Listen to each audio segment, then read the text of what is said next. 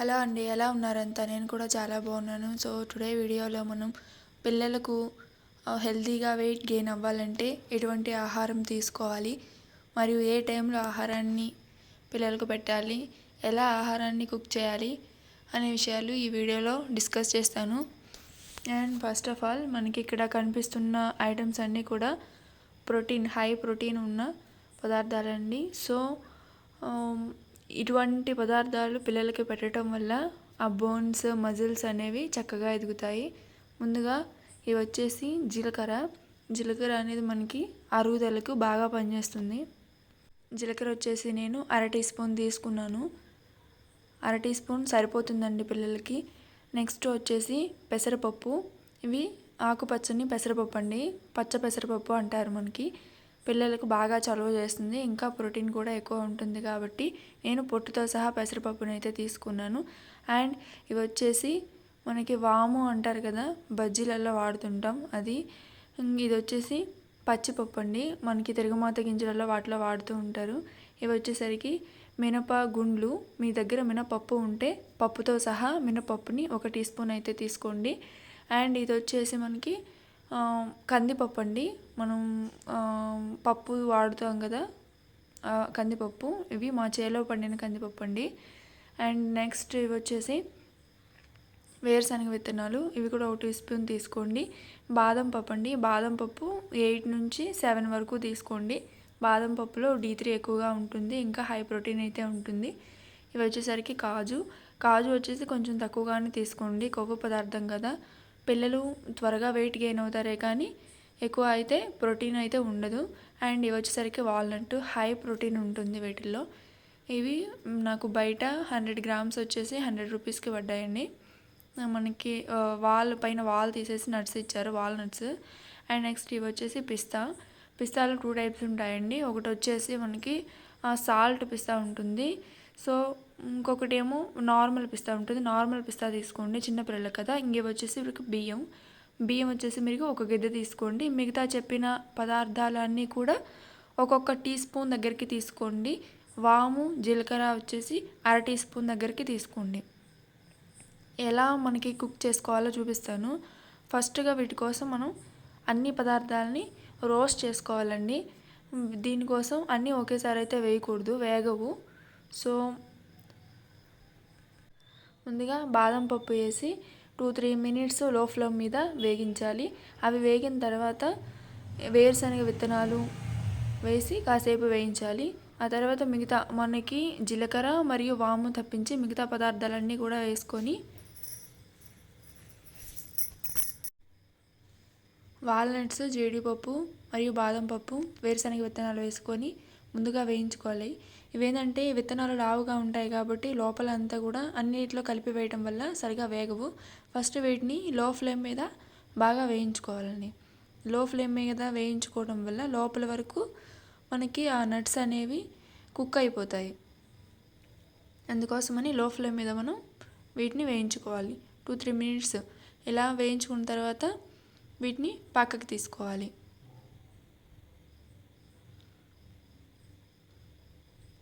మరీ ఎక్కువగా మాడనివ్వకండి, ఎక్కువగా మాడినా సరే మనకి దాంట్లో ప్రోటీన్ అనేది తగ్గిపోతుంది. ఇక వాము జీలకర్ర తప్పించి మిగతా మనం తీసుకున్న విత్తనాలన్నీ వేసుకోవాలి. విత్తనాలన్నీ వేసుకొని లో ఫ్లేమ్ మీద మనం వీటిని బాగా రోస్ట్ చేసుకోవాలి. చూస్తున్నారు కదా, లో ఫ్లేమ్ మీద వేయించడం వల్ల లోపల వరకు బాగా వేగుతూ ఉందండి. ఇలా వేయించుకోవాలి అంటే అదేం కాదండి, నెససరీ ఏం కాదండి. పిల్లలకి అరుగుదల ఉండడానికి మరియు వాళ్ళకి టేస్టీగా తగలటం కోసమే, నోటికి రుచిగా తగలటం కోసమే మనం వీటిని రోస్ట్ చేసుకోవాల్సి ఉంటుంది. నార్మల్గా అయితే రోస్ట్ చేయాల్సిన అవసరం లేదు. ఒక 2 అవర్స్ పాటు బాగా ఎండలో పెట్టి ఆ తర్వాత మనం గ్రైండ్ చేసుకున్నా సరే సరిపోతుంది.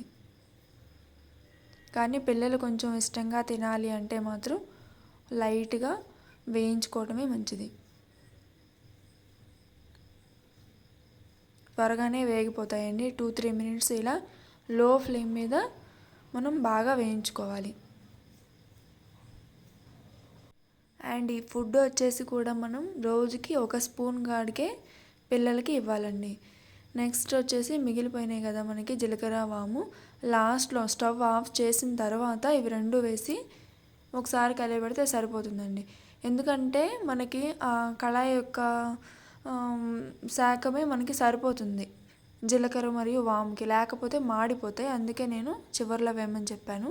ఇంకా తర్వాత చివరిగా మనం తీసుకున్న వాటిని కూడా వేసి ఒక పక్క చల్లారబెట్టుకోండి. తర్వాత ఈ విధంగా మిక్సీ జార్లో వేసి మెత్తగా మిక్సీ పట్టుకోవాలి. మెత్తగా అంటే మెత్తగా ఏమి అవ్వదండి, ఇది కొంచెం బరకగానే ఉంటుంది. మనం ఉడకబెడతాం కదా, ఉడకబెట్టిన తర్వాత ఈ బరక కూడా పోతుంది, లేకపోతే పిల్లలు అరాయించుకోలేరండి. ఇది వచ్చేసి ఒక స్పూన్ పిండి తీసుకుంటే మనం టీ గ్లాస్ ఉంది కదా, టీ గ్లాస్ తోటి నేను 1.5 పోస్తాను. సో కరెక్ట్గా సరిపోతుంది ఆ క్వాంటిటీ నాకు, మా బాబుకి. అండ్ రోజులో ఇది ఒకసారి మాత్రమే పెట్టాలి పిల్లలకి. ఇది ఎలా తయారు చేయాలో కూడా నేను చూపిస్తాను మీకు. చెప్పాను కదా, టీ గ్లాస్ తోటి 1.5 తీసుకోవాలి వాటర్.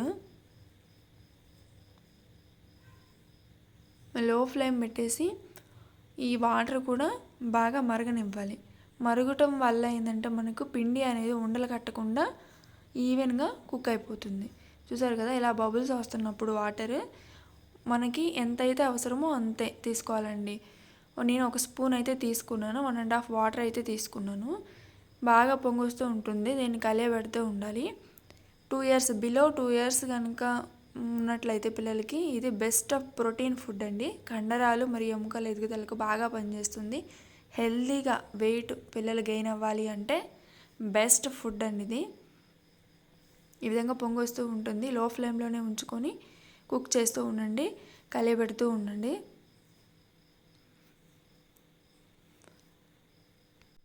మా బాబుకి 8 months కాబట్టి నేను 1 స్పూన్ మాత్రమే తీసుకున్నాను.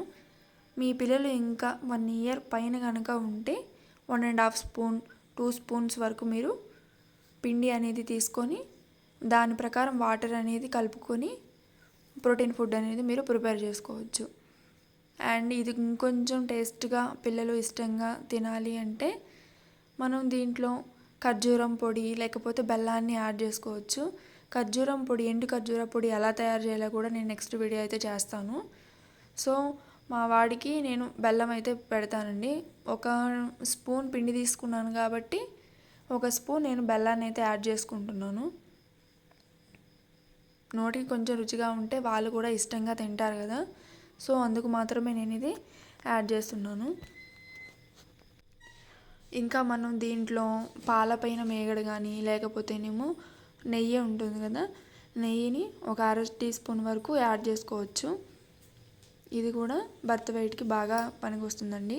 ఇంకా ప్రెగ్నెన్సీ లేడీస్ ఎవరైనా ఉంటే కూడా ఇటువంటి ఆహారాన్ని 1 స్పూన్ దగ్గరికి రోజు మధ్యాహ్నం పూట తీసుకోవడం వల్ల లోపల బేబీ కూడా హెల్తీగా పెరుగుతుంది.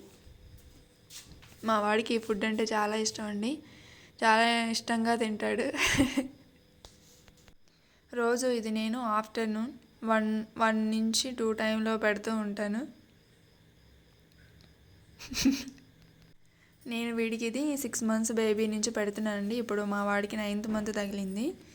సో ఇంకొంచెం ప్రోటీన్ ఫుడ్ని అయితే పెంచుదాం అనుకుంటున్నాను. 1.5 స్పూన్ అయితే వేయాలి, బాగా ఇష్టంగా తింటాడు. నేనైతే ఖర్జూరం పొడి వాడదాము అనుకుంటున్నానండి. నెక్స్ట్ వీడియోలో ఖర్జూరం పొడి ఎలా తయారు చేయాలనేది నేను తప్పకుండా మీకు చూపిస్తాను. అండ్ తినిపించగానే వాటర్ అయితే తాపకండి, ఒక 5 నిమిషాలు ఆగి వాటర్ తాగించండి. Thank you.